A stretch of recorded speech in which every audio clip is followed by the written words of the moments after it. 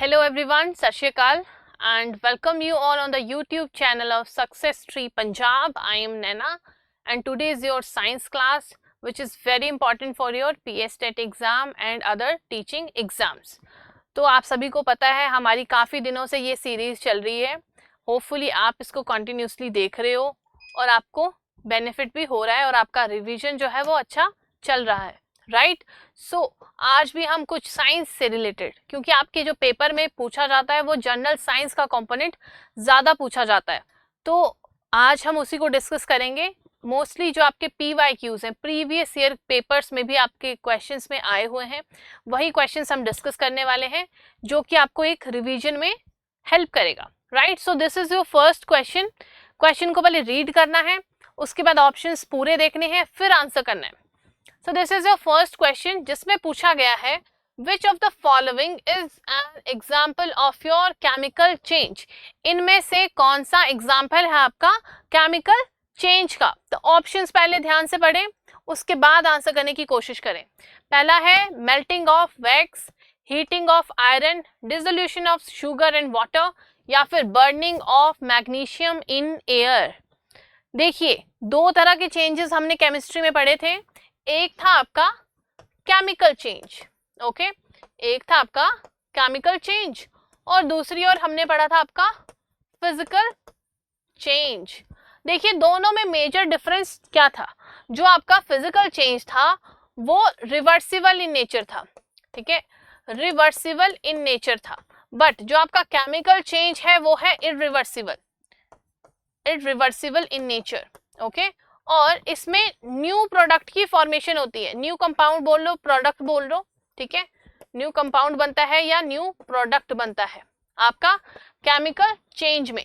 इसमें क्या होता है, चेंज होगा आपका या तो स्टेट या फिर स्टेज, शेप या साइज, शेप या फिर साइज, ऑलराइट, जो आपका फिजिकल चेंज है.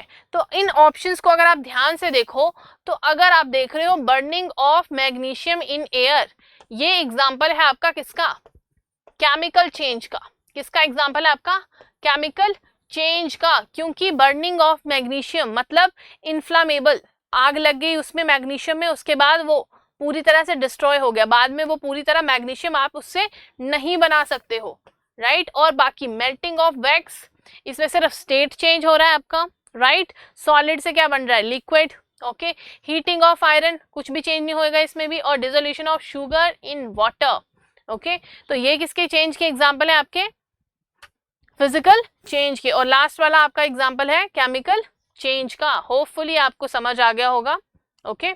चलिए ये मैंने अलग से भी आपको पहले भी समझाया है, ओके, तो आप ये भी देख सकते हो. चले नेक्स्ट क्वेश्चन पे चलते हैं.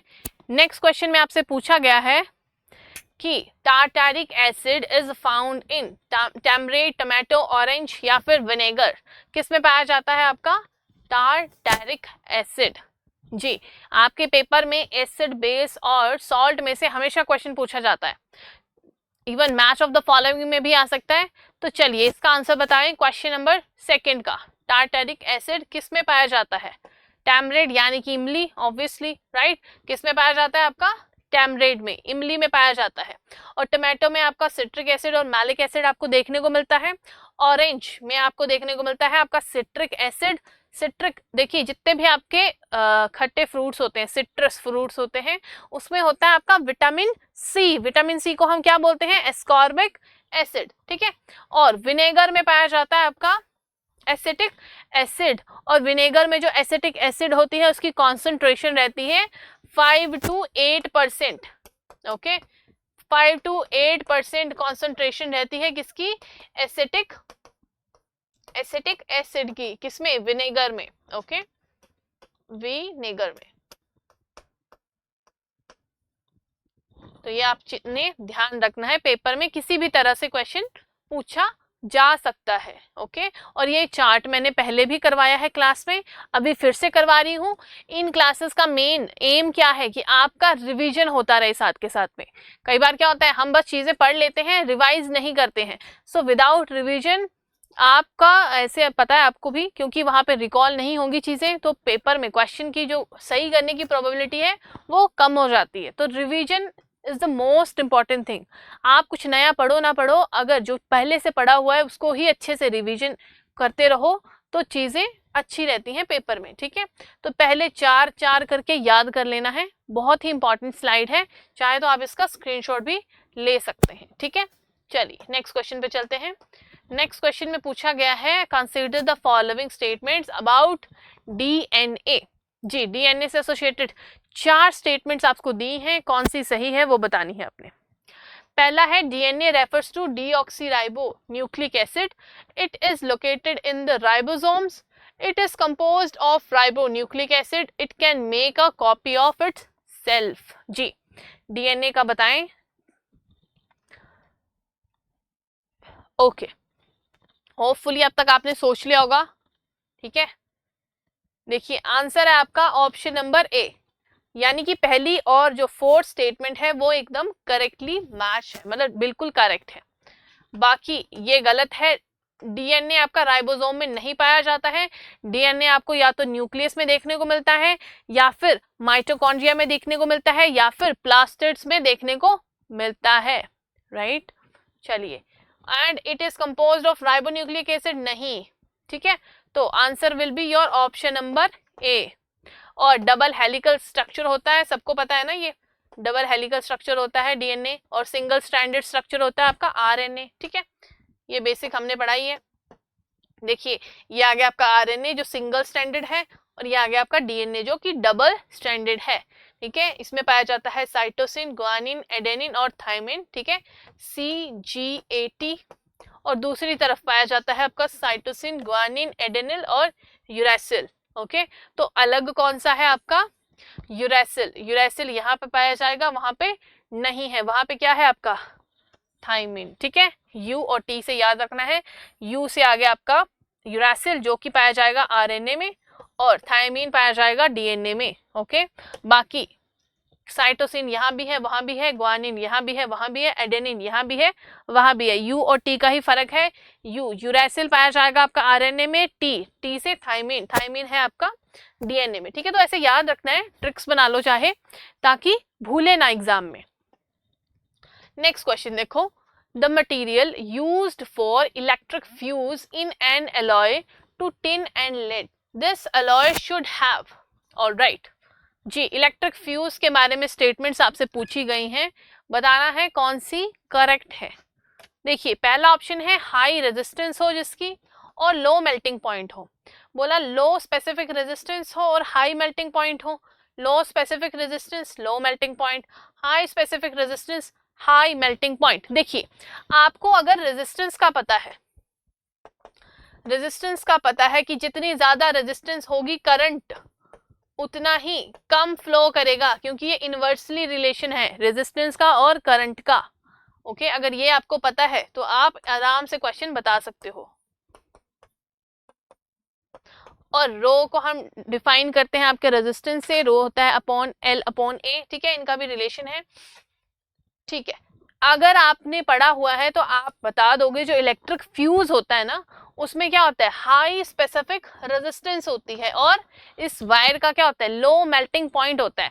बेसिकली ये लगाई क्यों जाती है फ्यूज वायर, ताकि अगर पीछे से ज्यादा करंट की सप्लाई आ जाए तो वो जो कनेक्शन है सर्किट का वो ब्रेक डाउन हो जाए, वो तार जो है, जो फ्यूज वायर है वो पिघल जाए, मेल्ट हो जाए और कनेक्शन ब्रेक डाउन हो जाए, ताकि कुछ भी मिस हैपनिंग ना हो, राइट। तो क्यों लगाई जाती है और कैसा इसका वो होता है हाई स्पेसिफिक रेजिस्टेंस होता है और लो मेल्टिंग पॉइंट रहता है, ठीक है। तो थोड़ा कॉमन सेंस भी लगाएंगे तो आंसर पे आराम से पहुंच सकते हैं, ठीक है। नेक्स्ट क्वेश्चन देखो, इसमें आपने बताना है करेक्ट क्या है, 3 स्टेटमेंट्स आपको दी गई हैं, ओके। देखिए पहली स्टेटमेंट बात कर रही है, some micro organisms can grow in environment with temperature above the boiling point of water. Some microorganism can grow in environment with temperature below freezing point. Some microorganism can grow in highly acidic environment with a pH below 3. देखिए questions में ये क्यों लाई हूं, क्योंकि यहाँ लिखा है सम, अब ऑब्वियसली इतने माइक्रो ऑर्गेनिज्म हैं इस पूरे यूनिवर्स में, कुछ तो ऐसे होंगे जो ये प्रॉपर्टी को फॉलो कर रहे हैं, और सम लिखा है, तो बिल्कुल तीनों की तीनों स्टेटमेंट्स एकदम करेक्ट हैं। कभी भी पेपर में सम लिखा हो और या लिखा हो कैन कैन कैन, तो उन स्टेटमेंट्स की प्रोबेबिलिटी ज्यादा होती है सही रहने की। तो आराम से क्वेश्चन को रीड करना है। कई बार क्वेश्चन दिखता तो टफ है, दूर से देखेंगे तो टफ लगेगा कि यार ये क्या पूछ लिया, लेकिन अगर ध्यान से उनके कीवर्ड्स पे फोकस करोगे तो इजीली आंसर आ सकता है। ठीक है, तो your answer will be option number C, तीनों की तीनों स्टेटमेंट एकदम करेक्ट हैं। नेक्स्ट क्वेश्चन देखो, नेक्स्ट में पूछा गया है which one of the following is not a vitamin, इनमें से कौन सा विटामिन नहीं है। मैंने आपको पहले भी बताया था कि जो आपके विटामिन्स हैं उनके केमिकल नेम्स, साइंटिफिक नेम जो है वो याद करने हैं, पेपर में पूछे गए हैं। ऑलराइट, तो अब तक आपने सोच लिया होगा कि इनमें से कौन सा विटामिन नहीं है। ठीक है, तो कौन सा नहीं है, योर ऑलिक एसिड, ये कोई विटामिन नहीं है, क्योंकि ये है monosaturated omega 9 fatty acid commonly found in various animals and vegetable fats. बाकी फॉलिक एसिड किसका नाम है, विटामिन B9 का, पेंटोथेनिक एसिड है विटामिन B5 का, एस्कॉर्बिक एसिड है नाम आपका विटामिन C का। ठीक है, और यहाँ पे ये ले लेना है आपने स्क्रीनशॉट। ठीक है, क्योंकि पेपर में पूछा जाता है, इंपॉर्टेंट है। ठीक है, विटामिन ए का नाम है आपका रेटिनोल, B1 थायमीन, B2 का riboflavin, B3 niacin, B4 adenine, B5 pantothenic acid. ठीक है, तो इसी तरह आप सभी ने याद कर लेने हैं ये सारे के सारे। मैंने हमेशा कहा है याद करने का तरीका बेस्ट क्या है, पहले 4 पहले दिन याद करो, फिर अगले 4 याद करो, फिर अगले 4, फिर अगले 4, और उनको रिवाइज ऐसे करना है कि खुद से सोचना कि ओके B5 का नाम क्या था, B9 का नाम क्या था, B12 का नाम क्या था, ऐसे एक्टिव रिकॉलिंग करनी है उन चीज़ों की, तभी ज़्यादा लंबे टाइम के लिए चीज़ें याद रहती हैं। ठीक है, बस पढ़नी नहीं है, रीड नहीं करना है, एक्टिव रिकॉल करना सीखें। ठीक है, इसके अलावा ये मैंने अलग से भी मेंशन की हैं चीज़ें कि विटामिन ए की कमी से कौन सा डिजीज होता है, नाइट ब्लाइंडनेस, B1 की कमी से बेरी, ठीक है, B2 B3 सारा, तो ये सारा आपने पढ़ लेना है, इंपॉर्टेंट है पेपर पॉइंट ऑफ व्यू से। ओके, चलिए, और यहाँ पे ये भी मैंने लिखा है कि जो हम पढ़ते हैं विटामिन उनमें से फैट सॉल्युबल कौन सा है और वाटर सॉल्युबल कौन से होते हैं। जैसे फैट सॉल्युबल होते हैं ADEK, vitamin A, vitamin D, vitamin E, vitamin के, ये है फैट सॉल्युबल। वाटर सॉल्युबल कौन से होंगे, विटामिन बी कॉम्प्लेक्स और विटामिन सी। ओके, तो ये भी आपने अच्छे से पढ़ लेना है, रिवाइज कर लेना है। नेक्स्ट क्वेश्चन, इसमें से पूछा गया है which of the following statement is not correct. Okay, पहला ऑप्शन है the deficiency of A cause night blindness, अभी अभी पढ़ा, ये तो ठीक है। Pain in muscles and joint along with fatigue, loss of weight and poor wound healing are symptoms of deficiency of vitamin C. Vitamin C की कमी से ये चीजें देखने को मिलती हैं, pain in muscles, joint pain, fatigue यानी कि थकान, ठीक है, loss of weight. Third option है आपका bleeding gums and loosening of teeth are symptoms of deficiency of vitamin B1। B1 की कमी से आपको bleeding gums, loosening of teeth की जैसी चीजें देखने को मिलती हैं।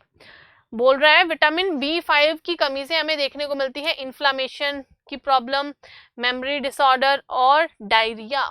जी, अब सोचें, अब थोड़ा सा ये ट्रिकी क्वेश्चन है। ऑब्वियसली ट्रिकी क्वेश्चन क्यों है, क्योंकि इसमें स्टेटमेंट्स दी गई हैं और सबके बारे में पूछा है, कई बार नहीं भी पता होता है। तो ध्यान रखो, ये जो थर्ड ऑप्शन है ये एकदम इनकरेक्ट है, क्योंकि ये जो है ना, ये किसके सिम्टम्स है, विटामिन सी के। ब्लीडिंग गम्स, जो आपका टीथ वगैरह ना, वहाँ पे ब्लीडिंग गम्स जैसी चीजें देखने को मिलती है, loosening of teeth and all, ये किसकी कमी से होती हैं, जब आप विटामिन सी को कम कंज्यूम करते हो।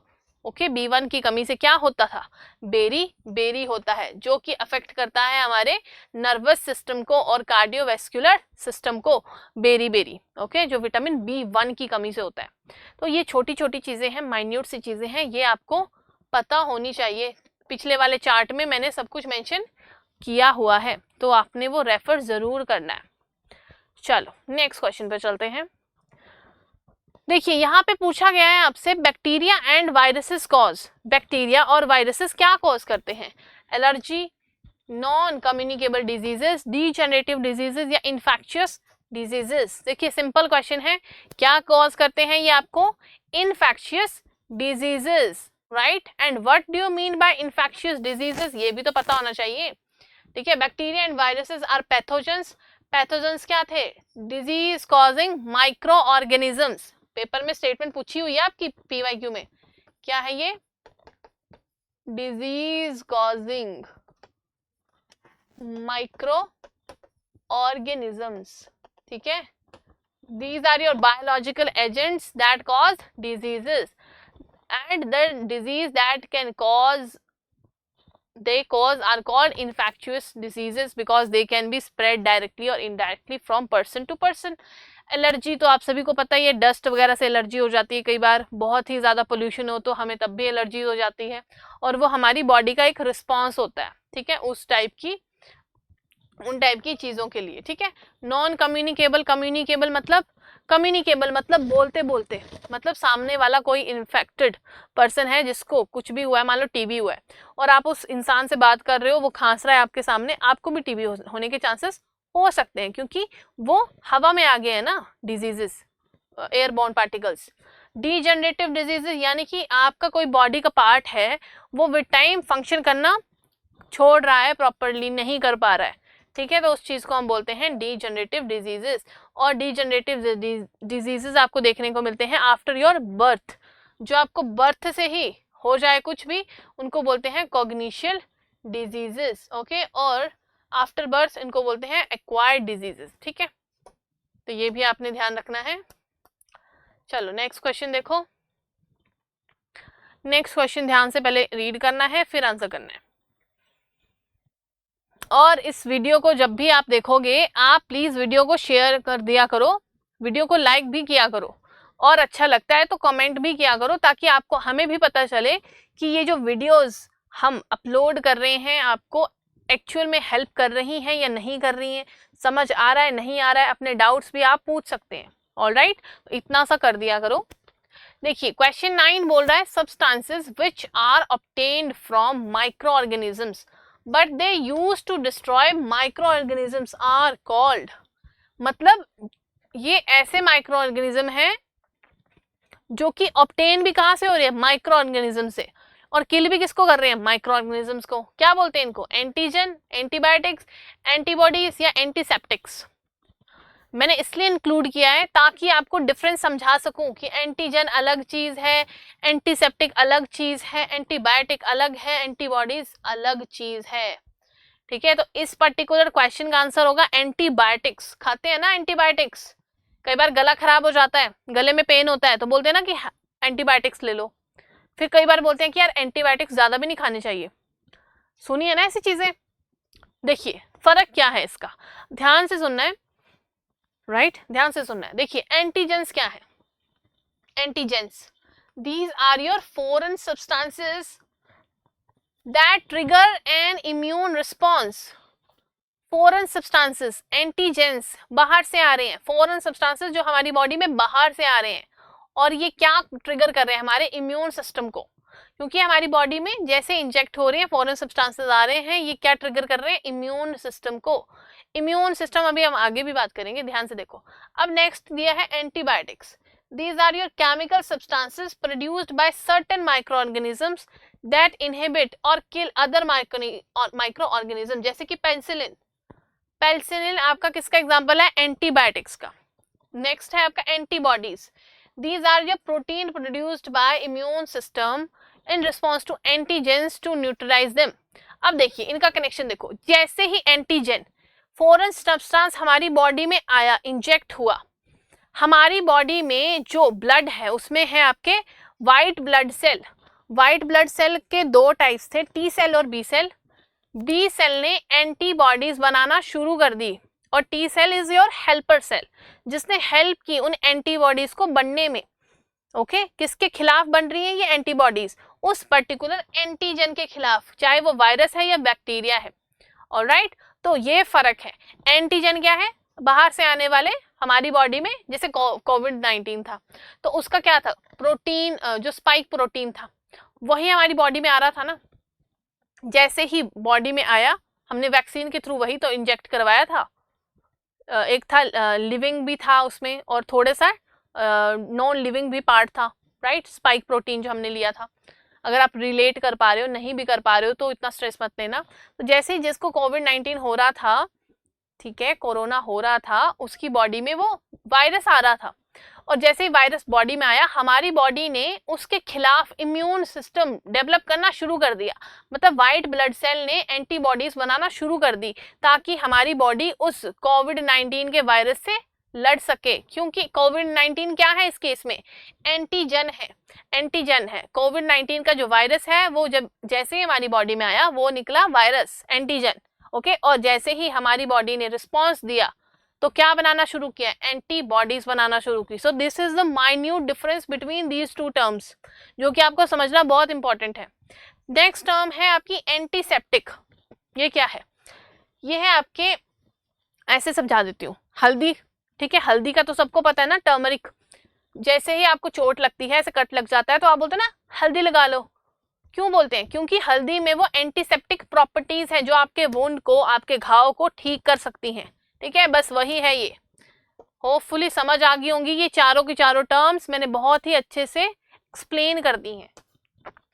नेक्स्ट क्वेश्चन देखो, combustion of a candle is a, जैसे ही आप कोई मोमबत्ती को जलाते हो, वो किस तरह की प्रोसेस है, फोटोकेमिकल रिएक्शन है, एक्सोथर्मिक रिएक्शन है, फिजिकल चेंज है, या फिर एंडोथर्मिक रिएक्शन है। Combustion of a candle is a, बताएं किस तरह की रिएक्शन है। ओके, होपफुली अब तक आपने सोच लिया होगा कि किस तरह की रिएक्शन है। बहुत ही सिंपल है, देखो, कंबशन ऑफ कैंडल, कैंडल जैसे ही जल रही है आपका हीट प्रोड्यूस हो रही है, और हीट प्रोड्यूस हो रही है प्रोडक्ट में, तो किस तरह की रिएक्शन आएगी, एक्सोथर्मिक रिएक्शन। किस तरह की रिएक्शन आएगी, एक्सोथर्मिक रिएक्शन। क्योंकि देखिए, हाइपोथेटिकल सिचुएशन में कोई केमिकल रिएक्शन हो रही है अगर आप हीट पहले ही दे रहे हो, इधर दे रहे हो या यहाँ दे रहे हो हीट, ये हीट का साइन है, ठीक है, ट्रायंगल, ये रिएक्शन होगी आपकी एंडोथर्मिक, ये होगी आपकी एंडोथर्मिक रिएक्शन। बट अगर आपका प्रोडक्ट में हीट बन रही है, प्रोडक्ट में मतलब बाद में हीट जनरेट हो रही है, ये बन रही है, इस तरह की रिएक्शन को हम क्या बोलते हैं, एंडोथर्मिक, सॉरी एक्सोथर्मिक, एंडो बोल रही हूँ क्योंकि बाद में हीट आई ना, एक्सोथर्मिक रिएक्शन, ठीक है। तो ये छोटा सा डिफरेंस है, आइडिया होना चाहिए, ठीक है, और यहाँ पे मैंने एक्सप्लेनेशन भी लिखी है। नेक्स्ट क्वेश्चन देखो, which of the following is a chemical compound, जी, केमिकल कंपाउंड कौन सा है इसमें से, एयर है, ऑक्सीजन है, अमोनिया है, या मरकरी। केमिकल कंपाउंड, जी देखिए, एक है आपका एलिमेंट और एक है कंपाउंड, सिंपल सी टर्म है, ठीक है। अमोनिया किससे मिलके बना है, NH3, नाइट्रोजन भी है, हाइड्रोजन भी है, ठीक है। तो क्या है आपका आंसर, अमोनिया केमिकल कंपाउंड है ये, ठीक है। बट जैसे देखो, मरकरी सिर्फ एक एलिमेंट है, ऑक्सीजन भी एलिमेंट है, और air, although air is a mixture of gases, ठीक है, एयर क्या है आपका, मिक्सचर ऑफ गैसेस है, नॉट अ कंपाउंड, क्योंकि आपको एयर में बहुत सी गैसेस देखने को मिलेंगी, कोई कंपाउंड थोड़ी होगा वो, ठीक है। चलो नेक्स्ट देखो, what is the causal agent of chikungunya, कौन सा है, नॉन क्लोरोफिलर्स, बैक्टीरियम, नेमाटोड, वायरस, या फंगस, जी बताएं। What is the causal agent of chikungunya, चलिए होपफुली आंसर बता दिया होगा आपने। देखते हैं आंसर क्या है आपका, ये है आपका वायरस, ठीक है। Chikungunya is a viral disease transmitted to humans by infected mosquito, क्योंकि ये इन्फेक्टेड मॉस्किटो ही कैरियर होता है, जो कि कौन सी स्पीशीज होती है, एडिस एजिप्टी और Aedes albopictus. It is caused by chikungunya virus. देखिए, जो आपका एडिस स्पीशीज है मॉस्किटो की, वो कैरी करके लाती है ये चिकनगुनिया वायरस, ठीक है, जो कि हमारी बॉडी में भी कहाँ से आता है, इस मॉस्किटो की वजह से ही, इन्फेक्टेड मॉस्किटो। ओके, चलो होपफुली समझ आ गया होगा। नेक्स्ट देखो वेक्टर, ओके यहाँ पे ये भी देख लो, वेक्टर बॉर्न डिजीजेस अलग अलग होते हैं, मतलब जो डिजीज कैरी करते हैं। मलेरिया किससे होता है, एनोफ्लीज मॉस्किटो से, और ये होती है फीमेल, ठीक है, और फीमेल ही डिजीज को मतलब कैरियर होती है आपकी मलेरिया की। क्यों, क्योंकि उनको अपने एग्स ले करने होते हैं, तो उनको वो प्रोटीन चाहिए होता है। तो वो कैसे प्रोटीन करती है कैप्चर, हमारी बॉडी का जो ब्लड होता है उससे, इसलिए वो ये वायरस भी कॉज करती है आपका मलेरिया, ठीक है, कैरियर होती है ये एनोफ्लीज मॉस्किटो। डेंगू कौन कॉज करता है, कौन कैरी करता है, एडीज मॉस्किटो, और टाइफस लीस और फ्लीज, ठीक है। चलो होपफुली ये समझ आ गया होगा। नेक्स्ट देखो, नेक्स्ट क्वेश्चन ध्यान से रीड करो फिर आंसर करो। देखिए यहाँ पे आपसे पूछा गया है, the size of the image found by a plane mirror is always dash to that of an object. आप अपने घरों में जो मिरर्स देखते हो उसमें किस तरह की इमेज देखने को मिलती है, ऑब्वियसली इक्वल इमेज। घरों में जो मिरर लगे हैं आपके, आप शीशे के आगे खड़े हो जाओ, जितना आप खुद को देख पा रहे हो मिरर में भी तो आपकी उतना ही इमेज बन रही है ना, पोर्ट्रेट उतना ही हो रहा है, इक्वल साइज की इमेज बन रही है। और क्या होता है इसमें, लिटरल इन्वर्जन होता है, ठीक है, लिटरल इन्वर्जन भी होता है, मतलब लेफ्ट हैंड ऊपर करोगे तो राइट हैंड ऊपर होगा, राइट हैंड ऊपर करोगे तो लेफ्ट हैंड ऊपर होगा, होता है ना, लेफ्ट हैंड ऊपर कर रहे हो तो आपका मिरर में आपको दिखता है आपका राइट हैंड ऊपर हो रहा है, तो इस टर्म को क्या बोलते हैं, लिटरल इन्वर्जन। और जो आपके घरों पे प्लेन मिरर होते हैं वो किस तरह की इमेज बनाते हैं, किस तरह की इमेज बनाते हैं, सोचे जल्दी।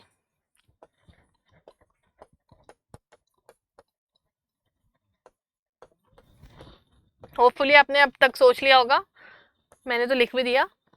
देखिए ये बनाते हैं आपकी इरेक्ट और वर्चुअल इमेज, इरेक्ट यानी कि सीधी इमेज बनाते हैं, और वर्चुअल यानी कि बिहाइंड द मिरर, ठीक है। तो ये मैंने बहुत बार क्लास में करवाया हुआ है, क्लास में होपफुली आपको ध्यान होगा, ठीक है। नेक्स्ट क्वेश्चन देखो, नेक्स्ट क्वेश्चन में आपसे क्या पूछा गया है, what are the objects like the sun that emit light of their own.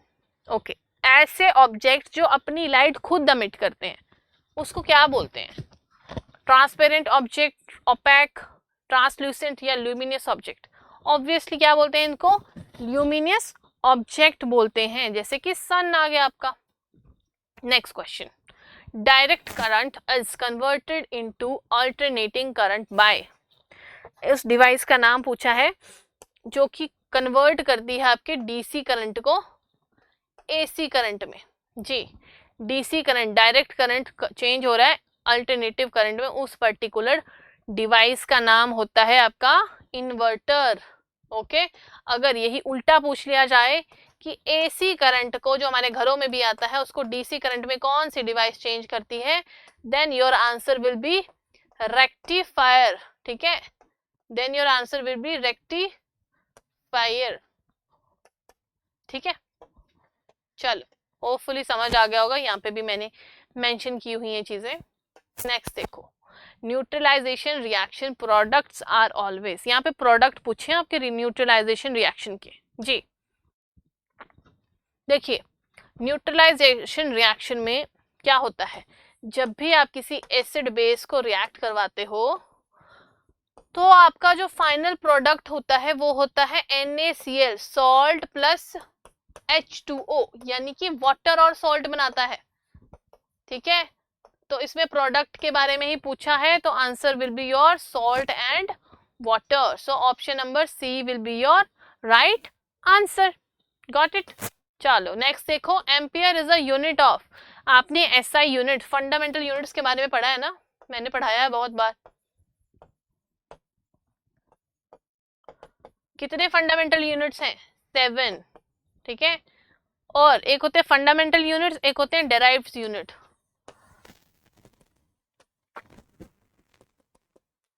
देखिए दोनों डिफरेंट हैं, ये आपके होते हैं इंडिपेंडेंट इन नेचर, किसी पे डिपेंडेंट नहीं है, ये होते हैं डिपेंडेंट, ठीक है। देखिए इसमें पूछा है ampere is the unit of electric current, ठीक है। वोल्टेज किसका है, वोल्टेज किसका है, पोटेंशियल डिफरेंस, ठीक है, किसका है, पोटेंशियल डिफरेंस का वोल्टेज होता है, या वोल्ट मीटर बोल लो, ठीक है, कुछ भी बोल सकते हैं, या वोल्ट मीटर, ठीक है। रेजिस्टेंस का क्या होता है, ओहम, और पावर का क्या होता है, वॉट। तो ये सब आपको पता होने चाहिए, ठीक है। चलो नेक्स्ट देखो, पूछा है which one of the following statement is correct. Velocity of sound does not depend on the nature of media, is maximum in gases or minimum in liquid, maximum in solid and minimum in liquid, maximum in solid and minimum in gases। जी, velocity of sound कैसी होगी different medium पे, बताएं जरा answer, सोचे पहले उसके बाद आंसर करें। देखिए मैंने बहुत बार क्लास में करवाया है कि सॉलिड के केस में वेलोसिटी ऑफ साउंड मैक्सिमम होगी और गैसेस के केस में ये मिनिमम होगी। ओके, देखिए यहाँ पे लिखा है depend on medium, fastest in solid, फिर उसके बाद स्लो होगी लिक्विड में और स्लोएस्ट होगी गैसेस में। और टेम्परेचर का क्या वो रहता है, वार्म एयर, ज्यादा टेम्परेचर होगा स्पीड ऑफ साउंड ज्यादा होगी, ठीक है। इसके अलावा sound travel slower then light, जब भी थंडरिंग होती है तो आपको पहले लाइट दिखाई देती है, साउंड बाद में सुनाई देती है। तो व्हाट डज इट मीन्स, जो आपकी साउंड है वो स्लो ट्रेवल करती है as compare to your light. So this is the main difference. Alright, so this was it from my side, ठीक है। अभी इतना ही करेंगे हम। चलो ये भी दिख गया। तो देखो, which metal can be used for producing electricity, obviously uranium, ठीक है, ये हम पढ़ते ही हैं। चलिए, होपफुली आपको जो आज का सेशन था वो इम्पोर्टेंट लगा हो, फ्रूटफुल लगा हो, और होपफुली ऐसे ही क्वेश्चंस आपको पेपर में भी देखने को मिलेंगे जिसमें आपकी बहुत हेल्प हो जाएगी। और आई एम श्योर आप अपना रिवीजन जो है वो अच्छे से कर रहे हैं, नहीं कर रहे हो so this is the right time to revise things. और मैंने जैसा कि पहले भी कहा है in the starting of your lecture कि जितना ज़्यादा आप रिविजन पे फोकस करोगे उतने ज़्यादा एग्ज़ाम को क्लियर करने की प्रोबेबिलिटी ज़्यादा होती है। Because in the end, at the end हमें पेपर सॉल्व करना है, चीज़ें वहाँ पे रिकॉल होंगी तभी आंसर कर पाओगे करेक्ट। अदरवाइज वहाँ पे ऐसा लगेगा ना कि यार या तो ये था या तो ये था, पढ़ा तो था पर याद नहीं आ रहा है, सो वो काउंट नहीं होगा, वो मेहनत कोई नहीं देखेगा आपकी, राइट। तो प्लीज़ चीज़ों को रिवाइज करना शुरू कर दो और इन सेशंस को ज़रूर देखो, बहुत सी चीज़ें आपकी ऐसे ही पक्की हो जाएंगी अच्छे से। Alright, so do like, share and subscribe to our YouTube channel, and if you found this video helpful to your exam then do let me know in the comment section as well। मुझे comment section में भी आप बता सकते हो कि videos अच्छी लग रही हैं, आपको केमिस्ट्री के क्वेश्चन चाहिए, फिजिक्स के क्वेश्चन चाहिए, बायो के क्वेश्चन चाहिए, पेडागोजी से रिलेटेड क्वेश्चन चाहिए, सो आप उनको कमेंट सेक्शन में मेंशन कर सकते हो। So thank you very much everyone, thank you so much.